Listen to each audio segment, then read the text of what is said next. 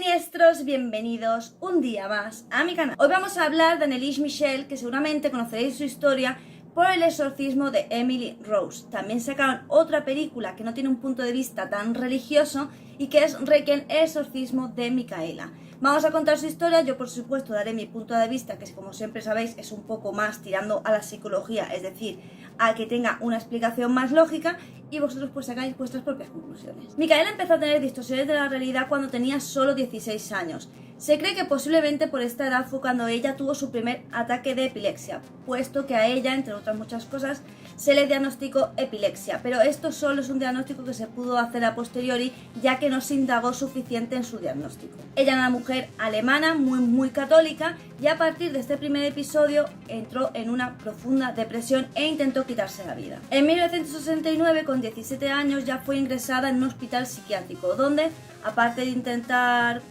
tratar su depresión y los ataques de ansiedad, pues también intentaron tratarla de su epilepsia, que como os digo no está 100% diagnosticada, no están 100% seguros. Ella no solo no mejoraba, sino que empeoró radicalmente. A esto hay que sumarle las ideas religiosas que ella tenía, que alimentadas por su familia, su entorno, empeoró bastante más su estado de salud. Al final dejó el tratamiento porque pensaba que no le estaba haciendo absolutamente nada. Fue cuando salió del hospital que ella empezó a ver caras malignas y a escuchar voces, al mismo tiempo que se volvía como intolerante un poco a lo que eran los símbolos religiosos o el escuchar ciertos párrafos hablados por ciertas personas, por X personas. Si se ponían a recitar ciertos versos de ciertos párrafos de la Biblia, ella se alteraba y se ponía bastante peor. Así que un año después la volvieron a ingresar en el hospital psiquiátrico, fue donde de nuevo le dieron medicación para tratar las convulsiones que le daban con los supuestos ataques epilépticos, pero de nuevo ella no mejoraba. Al ver que su estado de salud no mejoraba, ella misma fue la que le pidió a la iglesia que le hiciera un exorcismo, porque ella estaba convencida de que su mal no era algo médico, sino que se trataba de un mal espiritual. Aquí fue también cuando se le empezó a tratar con medicamentos para la psicosis, porque sospechaban que evidentemente estaba sufriendo algún tipo de esquizofrenia, y los episodios que ella relataba diciendo que oía voces tenebrosas y caras demoníacas no dejaban de ser episodios psicóticos producidos por la esquizofrenia que ella padecía. De nuevo salió del hospital y volvió a su casa.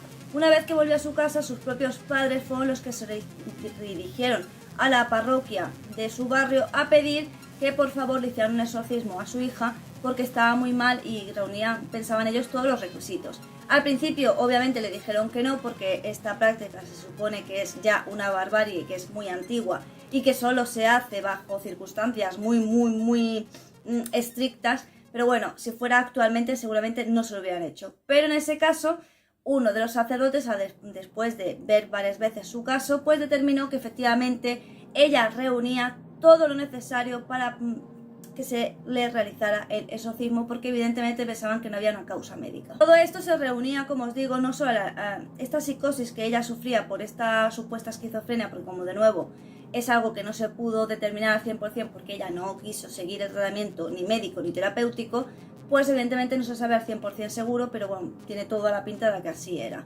Ella se pasaba todo el tiempo rezando, decía de hecho que las voces no le dejaban rezar, y también no paraba de agacharse y levantarse y como castigarse un poco para intentar limpiar esa alma impura que estaba siendo poseída nada más y nada menos que por 6 demonios. Y los demonios no eran cualquier cosa, porque los demonios Lucifer, Caín, Judas, Hitler, Iscariote y Nerón, es decir, como los grandes homicidas de la historia y los grandes traidores de la historia. Lo cual me hace sospechar que evidentemente ella quizás no tenía mucha idea de demonología o no investigó demasiado, porque me resulta bastante curioso que haya elegido como a estos 6 personajes como demonios que la tienen poseída, porque no sé, me parecen como demasiado conocidos, muy relevantes como para que justamente estén los 6 metidos en ella. Pero como os digo, yo sí pienso que ella tenía una esquizofrenia que se le estaba yendo de las manos, y la esquizofrenia, como os he dicho muchas veces, si tú no te la tratas, eso va a más. Entonces es muy importante que reciban tanto terapia como medicación. Durante estos exorcismos a ella se le privaba totalmente de agua y de comida.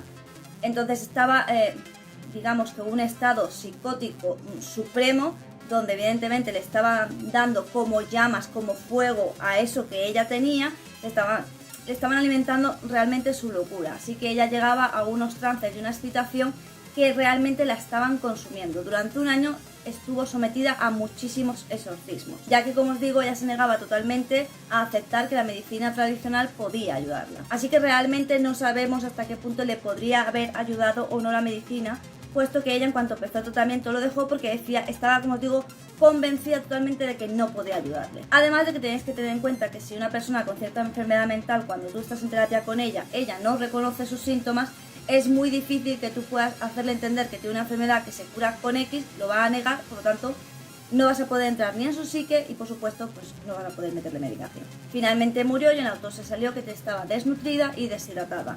Tanto los padres como los dos sacerdotes que participaron en el exorcismo se les declaró culpables por homicidio negligente y fueron condenados a 6 meses de prisión, que fueron sustituidos por una fianza y por prisión provisional. En la película yo creo que se retrata bastante bien, porque como te dejan un poco a tu decisión que tú creas si era esquizofrenia o si realmente ella estaba poseída, así que por esa parte bastante bien. Yo evidentemente creo que eran los años 70, 75, pues creo que evidentemente todavía las enfermedades mentales no estaban como tan aceptadas, tan normalizadas como el día de hoy. Y si es verdad que una persona pudiera oír voces o ver cosas, se pensaba ya pues que podía ser un caso de posesión.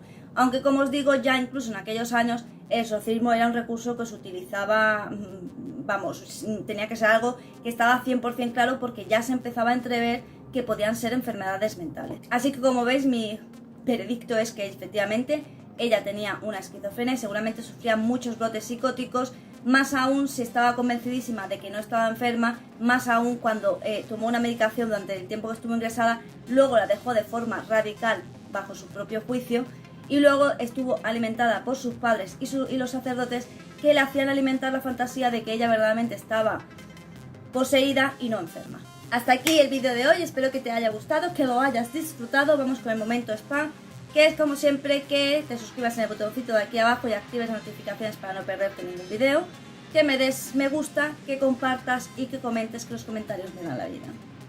También puedes seguirme en mi canal secundario de cocina, seguirme por mis redes sociales y hacerte miembro del canal por 0,99 a partir de 0,99 y disfrutar de todo tipo de contenido exclusivo. Ya sabes que aquí normalmente nos vemos en directo 2 veces por semana, subo un vídeo una vez por semana y también subo shorts pues prácticamente todos los días. Y si no estoy aquí, estoy en TikTok ahí dándolo todo a diario. Así que si no nos vemos pronto es porque tú no quieres.